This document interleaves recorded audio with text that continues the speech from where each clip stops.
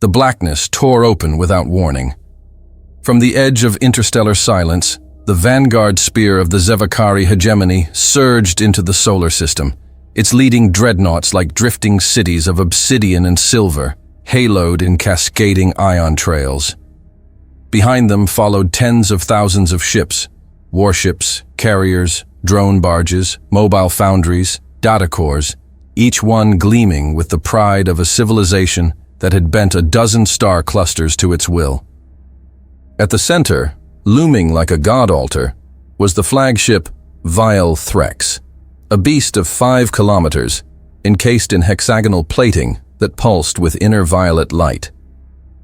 From its command bridge, lined with curved dark alloy and humming with an eerie biological interface of bone and light, Commander Korath stood tall at the apex platform. His sinewy form, wrapped in a dark carapace exosuit, cast jagged shadows under the cold luminescence above. 4 blackened eyes blinked vertically, and his cranial tendrils flexed slowly as if savoring the data streaming through the sensory web. "Report," he hissed, voice guttural and distorted by the translator node at his throat. His first strategist, Varunek, a gaunt Zevakari with a skeletal facial structure and milky blue skin, tilted his head forward, reverently. Long-range scans confirm planetary satellites, primitive, fragmented in function. No thermal spikes beyond fission-level operations. Orbital presence low. Planetary defense grid, non-existent. Technological rating, sub-threshold. A low murmur rolled through the chamber, a chorus of clicking satisfaction and metallic hissing from subordinates stationed along the spiraling command platform. Korath's facial slit twisted into something resembling a smile. "They've regressed. Amusing. We offered them divinity, and they chose stagnation." "They were always short-sighted," Varunek replied, "but functional, built for service. It is likely their cultural degradation was inevitable once we departed." A third voice joined in, Command Navigator Eztheran, whose black-ridged horns and split mandibles gave him a serpentine appearance. "Preliminary visuals show no symbols of reverence, no sanctuaries, no sky etchings, no monuments to the hegemony. Their loyalty has rotted." Korath turned toward the massive forward hololith. It displayed Earth in real time, rotating slowly in the darkness like a gem of blues and browns.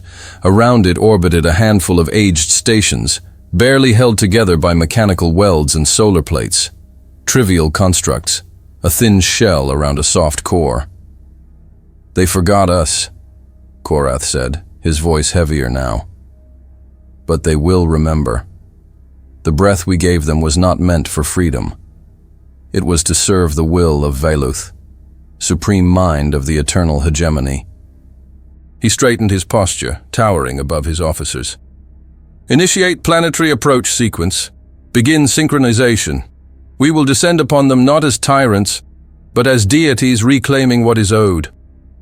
A rumble of agreement echoed across the bridge, their clawed digits moving swiftly over crystalline consoles. Ships realigned, forming a lattice of precision that moved like a single coiled entity across the dark. At the rear flank, capital vessels bearing the insignias of the searing cohorts shifted into position. Their hulls glowed faintly, as energy reserves cycled in preparation.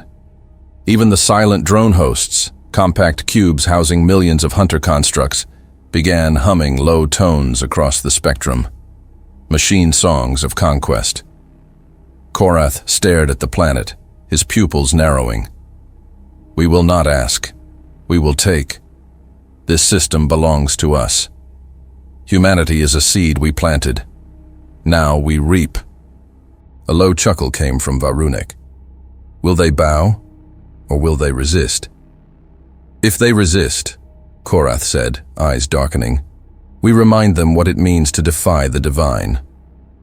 The ship trembled slightly as the jump cores of the rear formations engaged, folding localized space to allow tighter envelopment maneuvers. From high above, the fleet resembled a claw closing slowly around a mouse, deliberate and unhurried.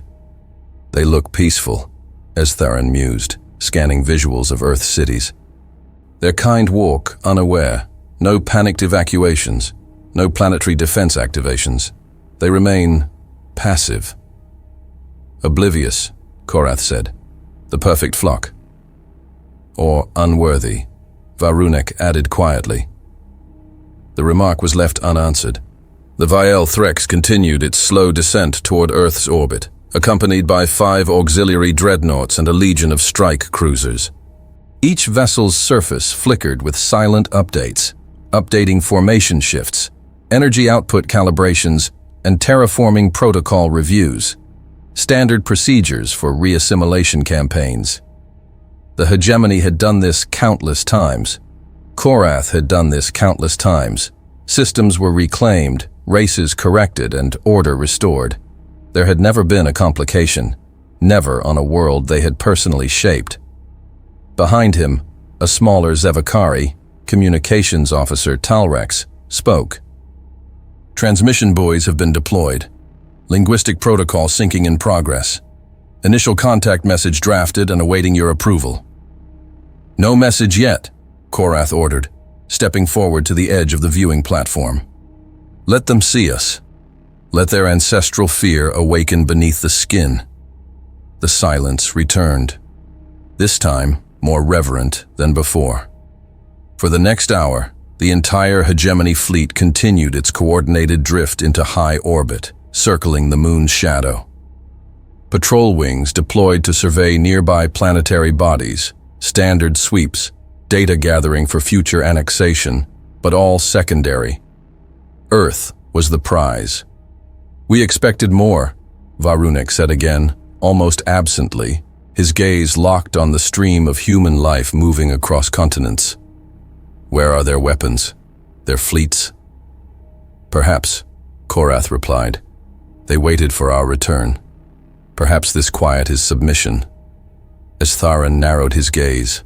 Or apathy. Let them have their ignorance, Korath said, stepping back. The moment they see our ships above their cities, their instincts will return. Worship is hard-coded into their essence. Our flesh guided theirs in the first days. They are bound to us, whether they accept it or not. Varunek gave a sharp nod. Their blood knows the taste of servitude. A quiet series of chirps rang out from Talrex's console. Orbital trajectory confirmed. Primary assault vectors plotted. Awaiting command. Korath's voice dropped low, almost ritualistic. Advance the inner ring. Ready the descent fleet. We will make landfall within 1 rotation. Inform Supreme Mind Veluth that reclamation is proceeding without resistance. As you command, came the chorus of voices. The fleet moved closer, the first layer of ships casting shadows over the moon's pale surface. Light from Earth's sun refracted across the dreadnought armor, creating streaks of mirrored gold that danced like holy fire across the void. The Vial Threx locked into geostationary orbit, joining its kin in a ring of titanic presence above a world that had long forgotten its creators, or so they believed. The moons of Mars drifted silently below the encroaching bulk of the Zevakari fleet as it swept through the orbit of the red planet like a living storm front. Thin clouds of dust trailed in the planet's weak gravity, kicked up by the passage of scout drones slicing silently past its surface. From the observation deck of the Vial Threx, Commander Korath watched as the system's 4th planet shrank beneath them, another stepping stone toward what was rightfully theirs. Without turning, he spoke. Status? Varunek, his long-fingered hands hovering over a translucent interface, replied smoothly. Minor sensor inconsistencies. Spectral echoes in the upper magnetosphere. Fluctuations consistent with degraded satellite remains. No hostile signals. Likely interference from solar wind scatter. Estherin narrowed his obsidian eyes, his posture slightly more rigid. The patterns are erratic, not noise, structured, rhythmic. He gestured with a claw toward the readouts. Possibly encrypted. Korath's voice was low, dismissive. Artifacts. Primitive systems sputtering in decay. Irrelevant.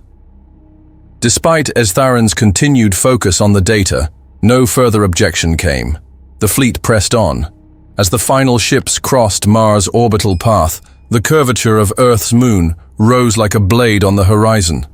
The Zevakari began to realign into tighter formations, drawing their carriers into protective lattices and positioning capital warships along orbital echelons.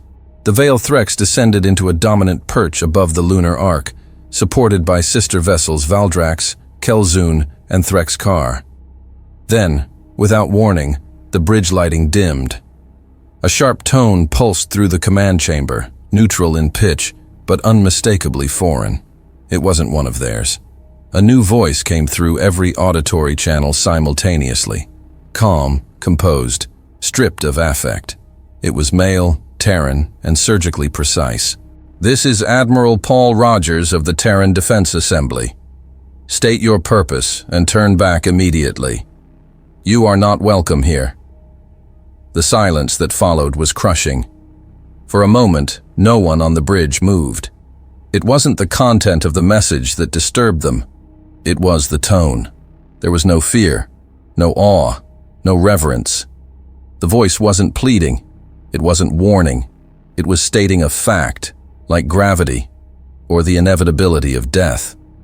Talrex blinked hard. "Commander, they're using their own frequency bands, not a diplomatic channel. Military-grade transmission." Estharin made a choked, almost amused sound. "Direct and bold. Did they not recognize who we are?" No response came immediately from Korath. His four eyes stared straight ahead at the forward projection of the planet now slowly rotating beneath them. Finally, he let out a single low breath and turned toward his officers. "They dare posture. These creatures believe they stand equal to the hegemony." The laughter began with Varunik, a dry, clattering sound, echoed quickly by others across the command ring. Even Talrex, usually the most reserved, hissed a breath of amusement. "Perhaps we gave them too much potential," Varunik said with a sneer. "They've forgotten why they exist," Estharin muttered. Korath raised a clawed hand, and the room fell silent. "Send a return message, broad spectrum. No translation required." Talrex nodded and began inputting the command. Korath's voice shifted to the ritualistic Zevakari dialect, sharp and guttural.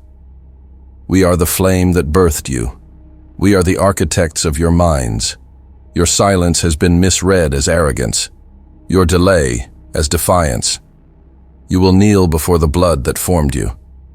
You will return to your purpose, or be broken." The message transmitted instantly. Then he turned back to the tactical hololith and spoke with finality. "Advance formation Theta 7. Prepare orbital suppression protocols." The bridge lit up with movement. Dozens of cruisers slid into their assault vectors, each aligned in spearhead formation toward strategic terrestrial zones. Planetfall sequencing was initialized. The hegemony's assault doctrine, perfected across 100 conquered systems, was already being implemented. Drone swarms were activated. Atmospheric entry paths were mapped. Energy capacitors began charging across multiple platforms. Korath stood amidst it all like a high priest awaiting divine confirmation. Varunik circled behind him. "Should we delay for surface contact?" "No," Korath said flatly. They spoke as if this is a negotiation. It is not. This is reclamation. "Coordinates locked," Talrex announced. "Target saturation algorithms uploading. Atmospheric resistance negligible. Earth-based countermeasures. Still no sign." Estharin clicked his mandibles thoughtfully. "If they have any defense, they're hiding it well." Korath turned sharply. "They have none. What you see is the truth. They are dust with delusions." Outside the viewport, the full planetary body of Earth now dominated the lower screen. The Zevakari fleet shimmered as it shifted formations, their engines aligning in perfect sync. The silence of space belied the scale of movement. Tens of thousands of hulls repositioning, drawing closer to what should have been a defenseless cradle. But from the shadows of the command pit, Technician Larhex, A younger Zevakari, with sleek black plating and a nervous energy, spoke up. "Commander, anomalies again, just off lunar orbit. Faint energy surges. No consistent signature, but they're increasing." "Explain," Korath said without turning. "Unknown modulation. Bursts lasting no more than 4 milliseconds. Like something mirroring our scans." "Counter scans?" Estharan asked, suddenly still. Varunek scoffed. "Coincidence. The remnants of old orbital garbage misinterpreting signals. They built nothing. They prepared for nothing." But Larhex didn't move. His trembling claw hovered over the readout. "Sir, these patterns are recursive, intelligent. They're..." Korath's voice cut through like a blade. "Silence." Larhex shut his mandibles and lowered his eyes. The commander's gaze remained locked on Earth, unmoved by the flickering signals or the lingering quiet after the human's message. "They have seen us now," he said, "and they dared stand silent. That was their final mistake." His hand swept through the air, activating a command sequence across the fleet. "Descend." A sharp shockwave trembled through the Veilthrex, rattling its reinforced structure like a struck bell. Korath's balance shifted. He gripped the central command pillar as the deck around him erupted in warning glyphs and urgent sirens. A split second later, the forward hololith pulsed red, multiple impact points, cascading in from within the fleet's own inner formations. "They're hitting us!" Talrex shouted, his voice distorted by static as the lights above flickered. "Direct hits. Several hull breaches across Line 6. Valdrax is burning." Korath snapped his head toward the visual feed. Flames, bright and unnatural, bloomed across the length of the Valdrax's dorsal structure, plasma trails twisting into space like flailing limbs. Several support cruisers near it were already torn apart, splitting into molten halves as new explosions followed, rippling outward like shockwaves on water. "Who?" Estharan hissed, his mandibles flared wide. "Where are the enemy vessels?" I don't see them!" shouted Larhex, hunched over a sensory terminal. "No ship signatures, no engine trails, no thermal spikes, just impact markers." The bridge descended into chaos.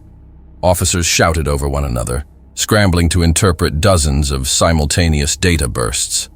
The command nexus had never experienced unmarked strikes, not in this system, not from a race they believed incapable of interstellar combat.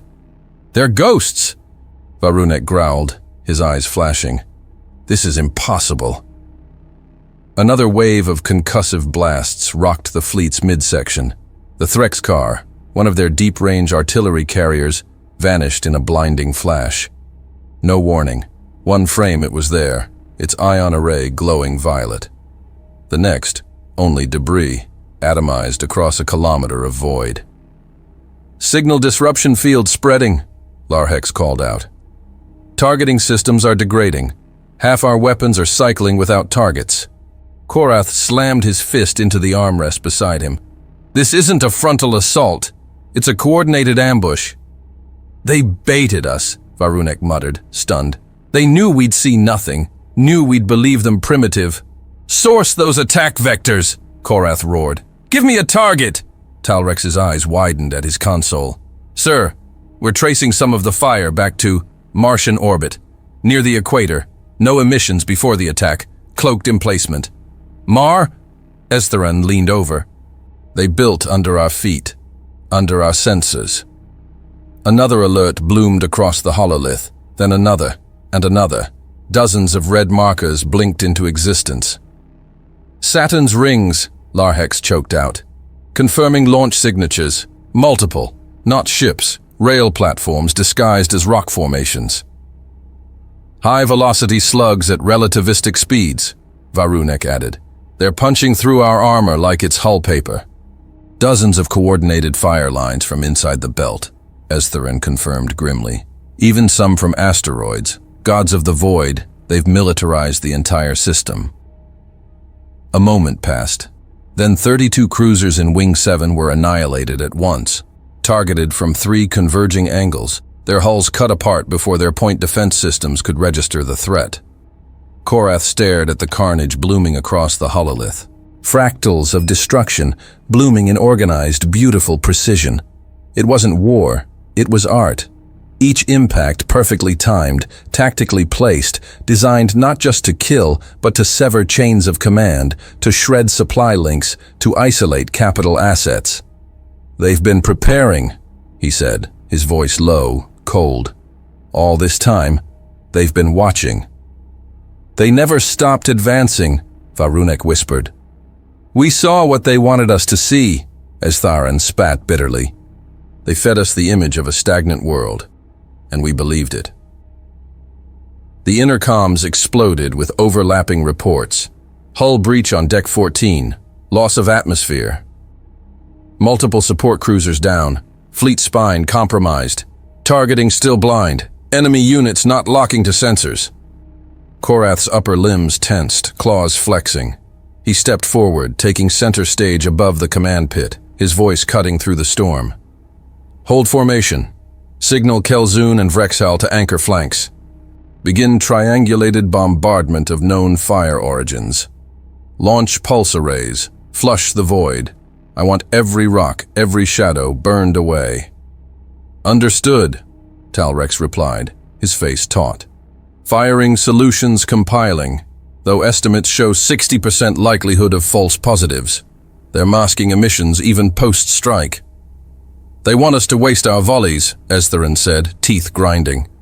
More explosions crackled across the void. A secondary carrier, Velmath, was hit broadside. The explosion forced 2 nearby destroyers to veer off course, breaking formation and spiraling toward the moon's surface.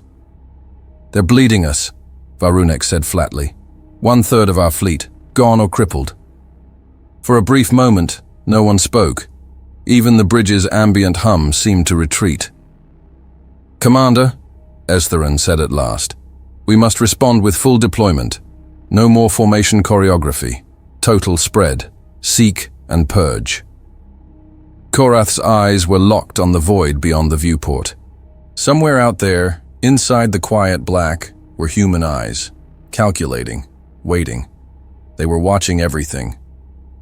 He clenched his fists. "Give the order. Let the void burn." Outside, the great ships of the Zevakari hegemony began to scatter, not out of strategy, but desperation. The illusion of superiority had cracked, and now the beasts of war lashed out in all directions, blinded by their own arrogance. The offensive had begun, but Earth had already drawn first blood. Plasma licked across the vacuum as the remnants of a destroyed Zevakari frigate spiraled away from the lunar orbital field. Debris cascaded through the fleet's center like shrapnel from a shattered illusion. Fires burned along the hulls of once proud warships, their defensive patterns in tatters. "Reform strike columns!" Korath roared, pacing with rigid precision across the bridge of the Valthrex. "No more retreating! We answer with annihilation!" Orders blazed through the command relays. Within moments, the chaotic spiral of the Zevakari fleet twisted into something harder, meaner. Capital ships repositioned behind screening frigates. Carrier behemoths dragged drone hangars into alignment. The staggered formations shifted back into controlled aggression. "Randomized bombardment patterns are locked," Talrex confirmed from his station, his voice sharp with urgency. "Ready to fire across potential vectors." "Engage!" Korath barked. A moment later, the void between Mars and the moon lit up with fury. Dozens of Zevakari warships unleashed saturation barrages into the shadows of space. Streams of magnetically accelerated slugs and plasma bursts hurled in every direction. Targeting systems were ignored. Precision was abandoned. This was raw brute force, intended to hammer the darkness until something screamed. Behind the main assault lines, smaller corvettes and hunter drones detached in spirals, swarming toward asteroid belts and orbital shadows.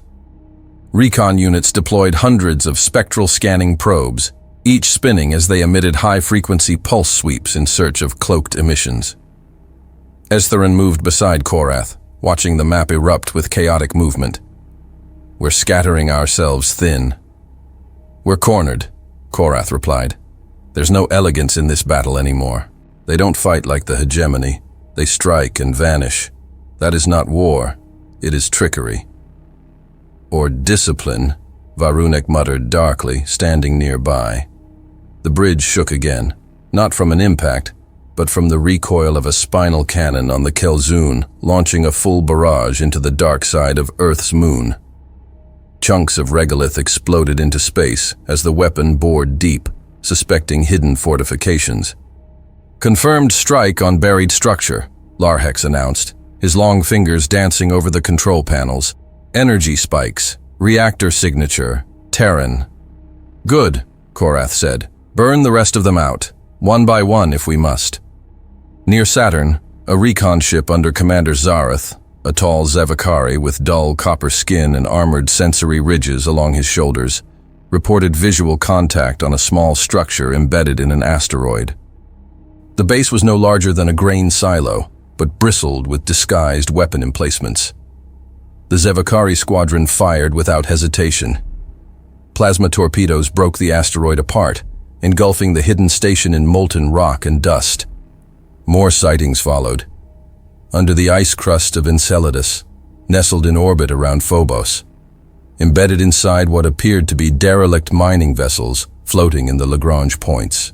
Each one a ghost, dormant until seconds before they struck, then vanishing into debris. No surface signature, no comms chatter, just ruthless design. How many of these damn things are there? Va'runek growled. Too many, Talrex answered grimly. And none of them connected. No central command link, no signal burst. They're operating independently, but in sync. Estheron's eyes narrowed. They planned this system like a web, each node isolated, impossible to cripple all at once. Across the fleet, new countermeasures were activated. Scanner drones ignited spectral flares to highlight hidden alloys. Quantum triangulators recalibrated based on reflected heat signatures, attempting to catch what ordinary systems couldn't.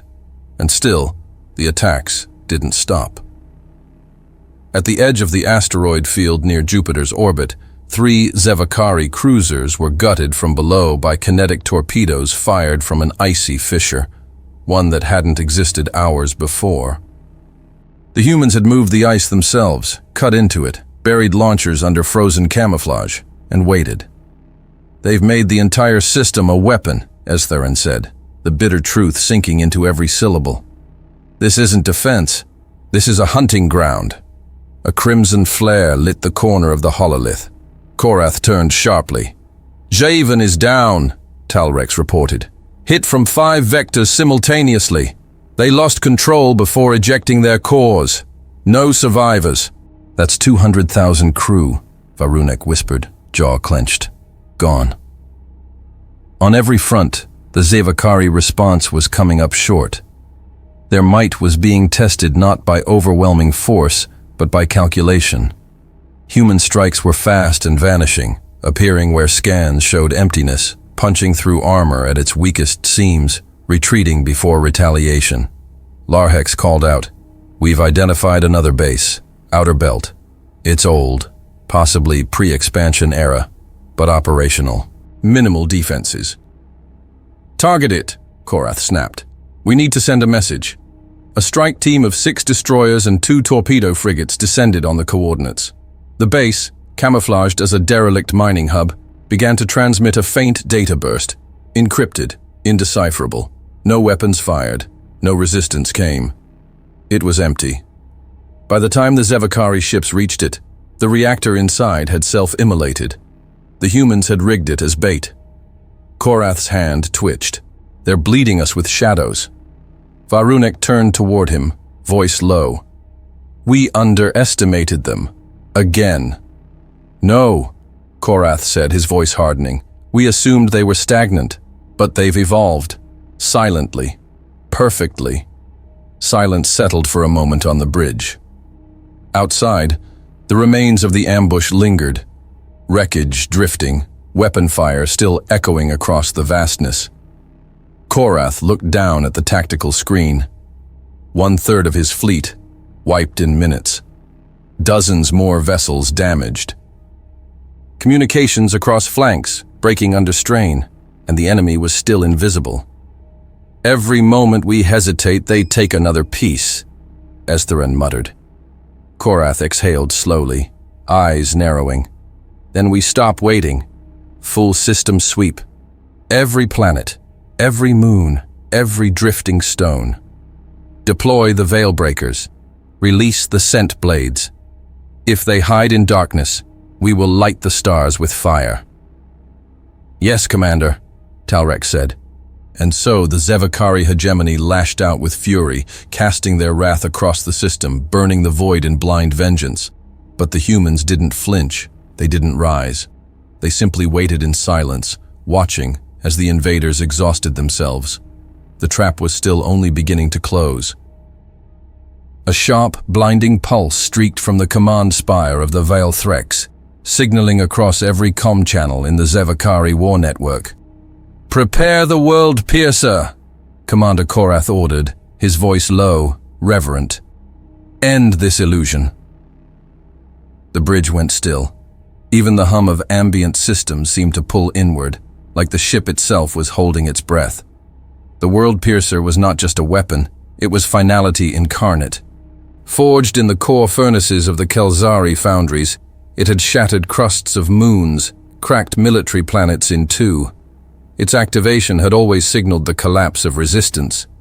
Engineer Priest Tharun stepped forward from the side alcove, his tall, multi-limbed form draped in a shimmering mantle of conductive mesh. Two of his arms extended in ceremonial motion, while the others manipulated the haptic glyphs glowing before him. World Piercer capacitors charging, Arcanoplasmic core stable, Quantum Pathfinder tracking Earth's core signature. Firing window in 62 seconds. A circular void opened in the dorsal hull of the Veil Threx, and a structure unfolded like the blooming of a monstrous flower. Armatures rotating, shields retracting layer by layer until the weapon's obsidian shaft extended outward, framed by arcs of emerald plasma coiling like serpents around a spear of pure annihilation. The silence among the Zevakari was reverent, almost religious. "This world defies the hand that shaped it," Korath said, eyes locked on the viewport. "Let its arrogance be vaporized." "Target lock established," Talrex confirmed. "Core path confirmed. All secondary calibrations resolved." Varunek stepped beside Korath. "They cannot stop this. No world ever has." "Then let them witness the wrath of their forgotten creators," Korath said. A tremor ran through the ship as the World Piercer's internal accelerators spun up. Deep vibrations hummed across the hull, resonating in the bones of every crew member as the weapon channeled its apocalyptic charge. 30 seconds, Tharun intoned. The fleet pulled back slightly, aligning into a wide perimeter around Earth. Their weapons went silent. Drones ceased pursuit. Even the probing skirmishers froze in formation. Every vessel turned toward the planet like worshippers at a sacred altar. 10 seconds. The final shields around the weapon's core retracted, revealing a pulsing void sphere at its center. Energy distilled beyond form or color, a micro-black singularity of focused entropy. Then, fire. The World Piercer sang. A beam erupted from the weapon, not of light but of silence, complete and unrelenting. It stretched across the distance from the Veil Threx to Earth in an instant, folding gravity in its wake. The beam tore through space, reality bending around its path. The airless void screamed with ruptures of colorless flame. And then, nothing. At the edge of Earth's orbit, where the beam should have pierced clouds and oceans and tectonic plates, it fractured. Not with an explosion or impact, but like glass meeting a force it was never meant to touch. A ripple spread across space. Light distorted around an unseen barrier. The World Piercer's beam curled inward, folding on itself, dissipating into a cascade of harmless energy. "Impact! Nullified," Talrex whispered, stunned. "The beam never reached the surface." "That's not possible," Estharin growled. The yield was enough to core a planet. Sensor consoles flared in confusion. Error logs piled in real time. Power fluctuations rippled through the targeting matrix. "Interference field," Larhex called out. "Not natural, man-made. It's an artificial lens around the planet, cloaking both visuals and emissions." "Are you saying they blocked the world piercer?" Varunek said, stepping toward the hololith. Larhex stared at the feed, then turned slowly. "They didn't just block it. They misled us. From the beginning." The main view screen shifted. As the sensors recalibrated, Earth's image distorted, flickered, and then resolved again. But not as it was before. No longer the peaceful blue marble of primitive ecosystems. No longer the illusion. Instead, the planet pulsed with activity. Orbital defense rings shimmered in low orbit, invisible before but now visible. Vast constructs, hundreds of kilometers wide, housing weapon banks and shield matrices. Lattices of energy crawled across the atmosphere like veins, linking ground-based platforms to orbital nodes. Cities were encased in dome shields. Massive energy relays blinked from continent to continent. Launch silos embedded into tectonic fault lines hummed with barely contained power. It wasn't Earth. It was a fortress. A civilization sculpted not for peace but for war. They were hiding this from us, Talrek said, horrified. They made us believe it was still a world of dirt and stone. Korath's eyes widened, the first crack of uncertainty slipping across his normally stoic features. "What you're seeing now," Larhex said slowly, "is what was always there." Then, just as suddenly, the illusion reasserted itself. The surface of the planet returned to its prior image. Quiet, verdant, docile. The shields disappeared. The infrastructure vanished. Even the defense rings faded from visual scans. The primitive facade was back. "They can project false sensor images," as Tharin said. "Real time. They knew we'd scan them. They designed the world to lie." "A world-size holographic net," Varunek added. "Not just light. It bends our instruments, reflects precisely what they want us to see." Korath's hands gripped the edge of the platform. "They let us come. They allowed it. Every step of this invasion has been within their tolerances." On screen, the void where the world piercer had struck still shimmered faintly, like the afterimage of a closed eye. Nothing remained, not even radiation. "They erased the attack," Talrex said. "No," Korath said. "They absorbed it, redirected it, neutralized it. Whatever they've built around that planet, it is beyond anything we've encountered." Tharun staggered forward, still watching his station. "Commander, the world piercer's primary coils are destabilizing. That energy should have been dispersed, but it's folding back. The recoil—" Before he could finish, a surge rocked the Veil Threx. Backup systems engaged instantly, purging the excess charge into subspace shunts. The ship's hull groaned under the stress, but held. Silence reigned again. No retaliation came from Earth. No response. No attack. Only the planet, turning slowly, showing them again the mask it had always worn. Estharin looked at Korath. "They were never asleep." "No," the commander replied. "They've been preparing, waiting." A long pause. Then Korath turned to the command deck, his voice no longer commanding but hollow. "We are not the predators in this system." He looked again at Earth, now draped once more in the cloak of innocence. "They are." A low-frequency pulse echoed through the command bridge of the Veil Threx, a warning that didn't come from their own systems.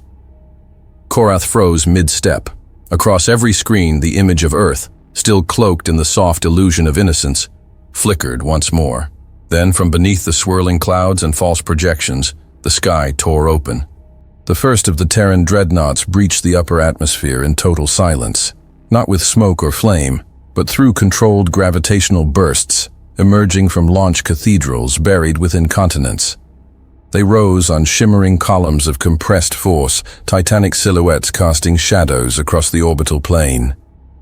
The TDS Crown, followed by the TDS Kyliak, both spanning over 5 kilometers in length, cut a direct path toward the heart of the Zevakari formation.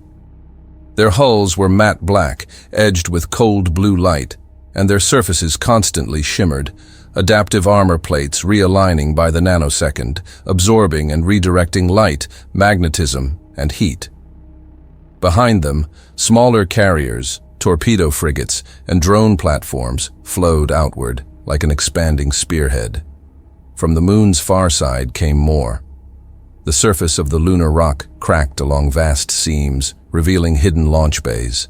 Massive cradles rotated upward, hurling human warships into space with mechanical precision. What once looked like natural terrain now reshaped into vertical silos and weapon mounts, revealing the moon had been hollowed and armed decades ago. Lunar defense lines activated in tandem, flanking the Terran ships with layered cover. Lahek stared at his console, his claws limp. "I'm detecting over 300 hulls," he whispered. "All capital class or above." "No," Talrex muttered. 500. And more launching every second. "They were buried," Estherin said, his voice thin. "Right beneath our sensors. They've been coiled around their world like serpents." Varunik stepped forward, eyes locked on the swarm now ascending toward them. "It's an armada." Then came the pings. Multiple Zevakari vessels across the forward flank were receiving tight beam signals from deep space, encrypted, foreign. Talrex's head snapped toward his console. "We're being scanned. Flanked. Multiple vectors." "Where?" Korath barked. "Outer system," Lahex answered, fingers flying. "Jovian orbit, Neptune's rim, scattered positions. No mass readings prior to 5 seconds ago. They just appeared. No warp signature, no drive trails." "Impossible," Estherin said, stepping to the projection hololith. "They didn't move. They were already here." Dozens of Terran battle groups uncloaked from deep space camouflage. Each one advanced with perfect synchronization, emerging from asteroid belts, from moons, from behind planetary shadows. From Saturn's rings came the TDS Manawa, its forward cannons already glowing. From Titan's methane-rich clouds emerged a trio of stealth cruisers in diamond formation. From the edges of Uranus's orbit, a pincer group of strike frigates burned toward the rear of the Zevakari formation. In moments, the Zevakari fleet was surrounded. "Commander," Varunik said slowly, the weight of realization in every syllable. "They've encircled us." Korath's hands trembled at his sides. The hololith updated again. 8 full Terran fleets had emerged, then 9, then 10, all of them closing in from different directions. "We are boxed in," Talrex confirmed, barely able to process what he was saying. "They planned for this. They let us enter the system." On the view screen, the Terran dreadnoughts were now in full motion. No broadcasting of identity, no posturing, no warnings. They moved like predators in silence, each fleet aligned with eerie precision, angled to divide and isolate key Zevakari formations. Coordinated shadows fell across the invasion fleet's sensor ranges. Korath gritted his teeth. "Signal the Kelzoon. Prepare a forward charge. If we break their leading wedge, we may open a corridor to retreat." "No response from Kelzoon," Larhex replied, his voice broken. "She's gone dark. No comms. No thermal trace." "Destroyed already?" Estherin asked, disbelieving. "Neutralized," Talrex corrected. "Their opening strike was surgical." Korath stared at the cascading tactical data. Every Zevakari ship was being tracked, labeled, tagged, boxed in. The humans didn't move with brute force. They moved with the precision of a civilization that had been studying them. Every angle of retreat was shrinking. Every vector of attack was being preempted. "They knew we'd come," Korath whispered. The silence on the bridge deepened. Estherin turned toward him. "What now?" Korath's voice cracked under the weight. "We are prey." Before any new orders could be given, the TDS Kylek sent out a directed pulse wave, a non-lethal signal. Its meaning was clear. They weren't here to talk. They were here to finish what the Zevakari had started. The first Terran formation fired. The first Terran salvos struck like divine retribution.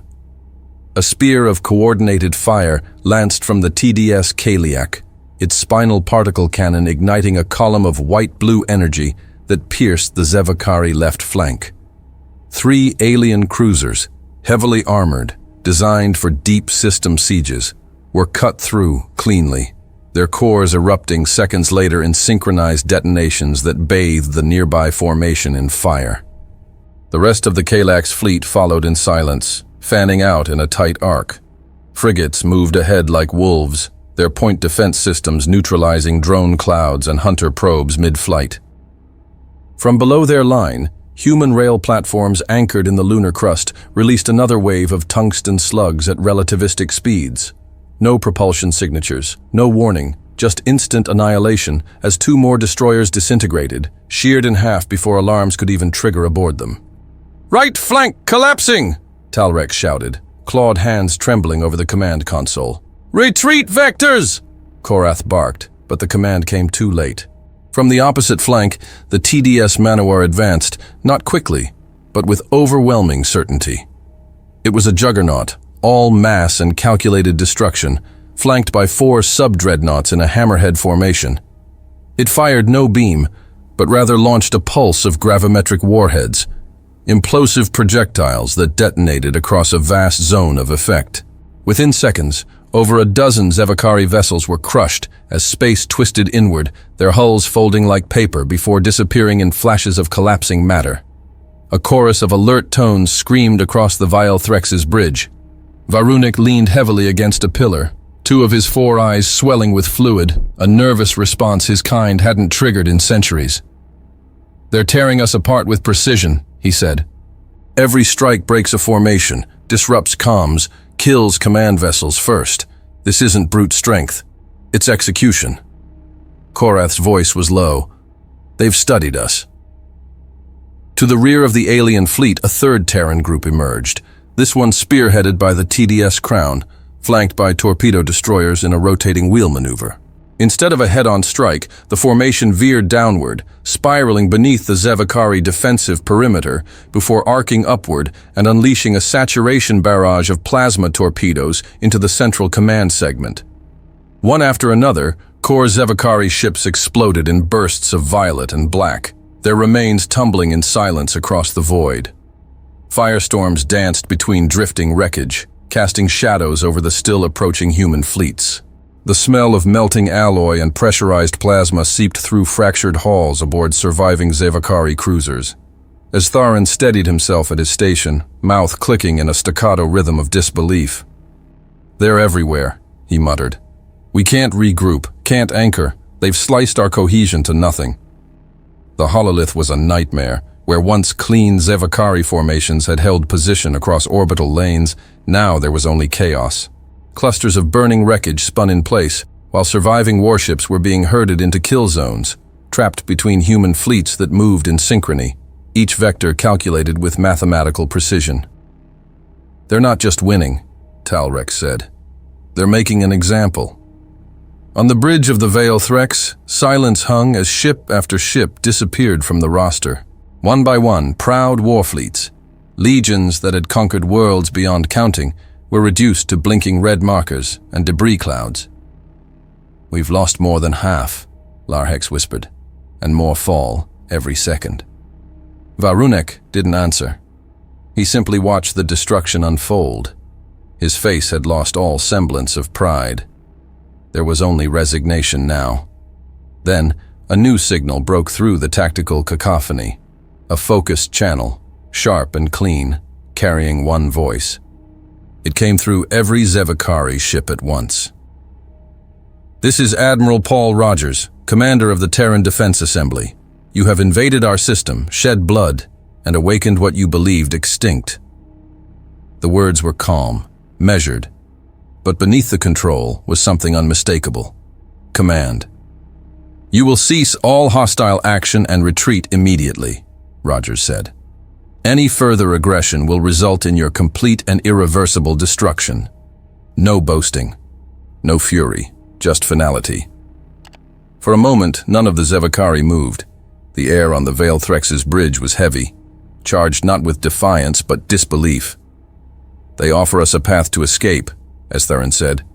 After all this. It's not mercy, Varunik said. It's dominance. Korath's claws dug into the railing.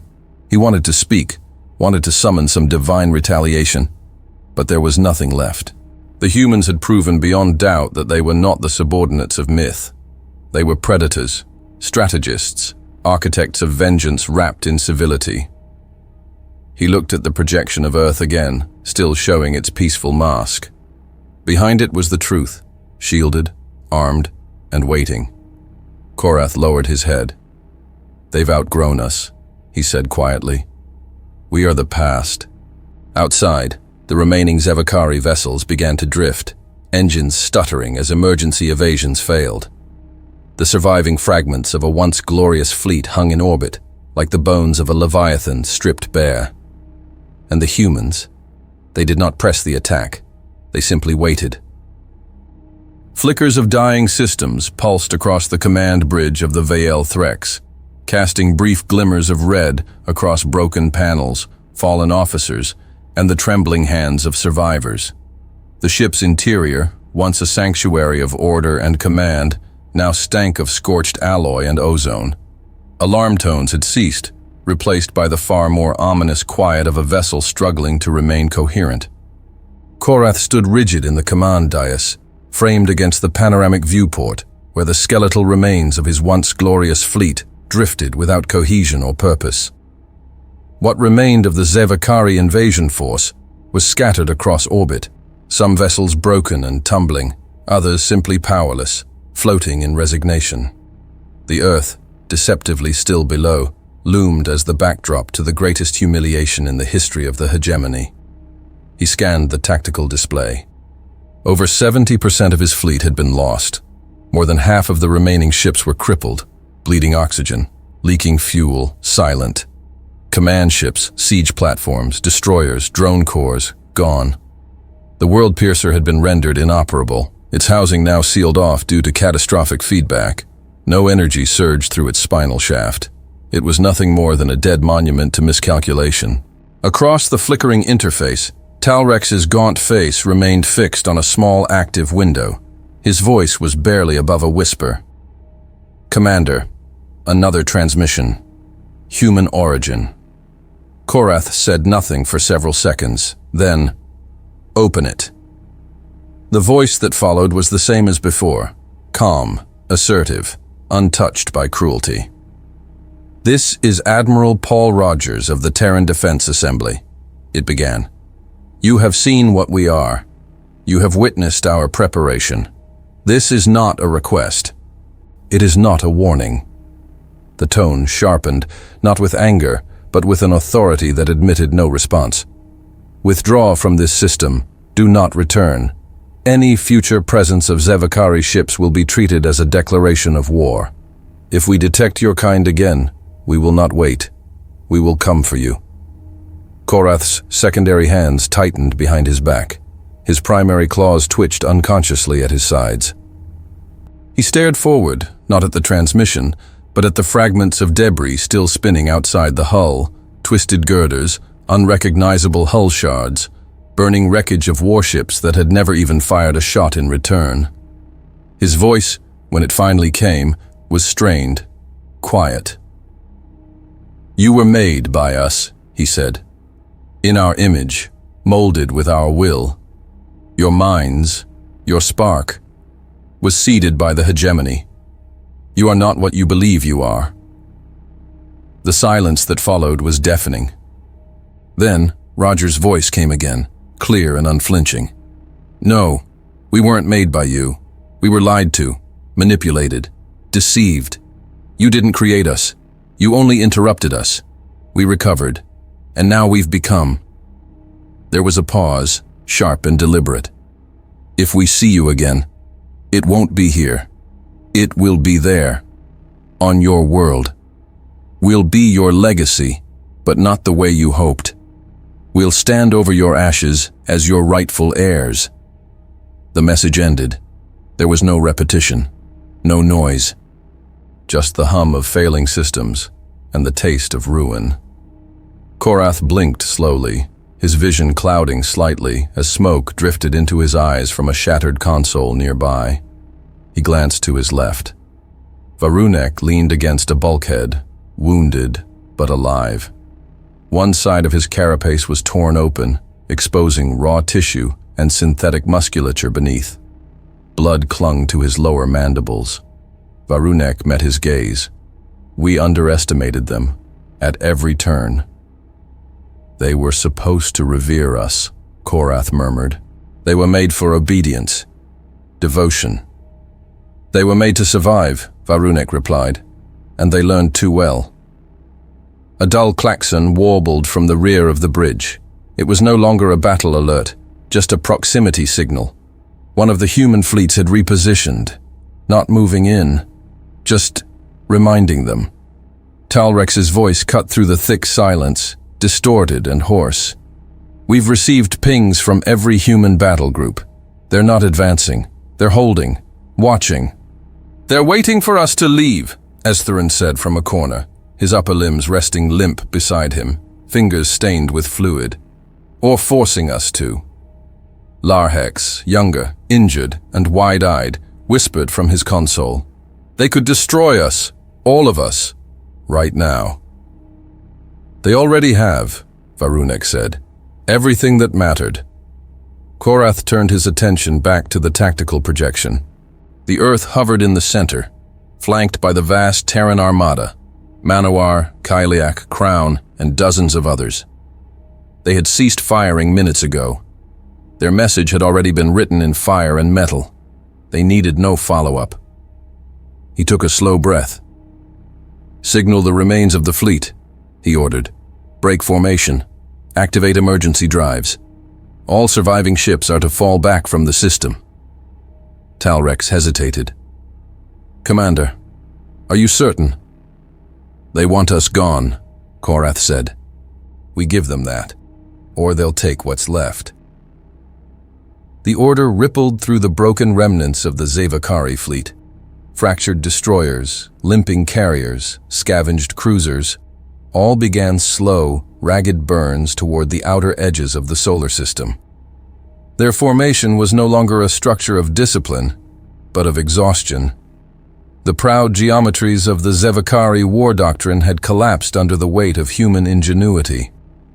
As the Veilthrex began its own acceleration vector, Korath turned back to the viewport.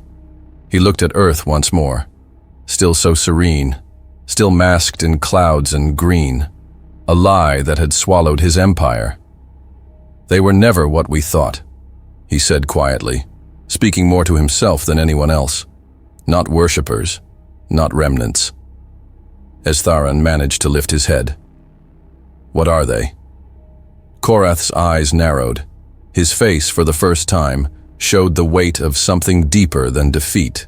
They're the future.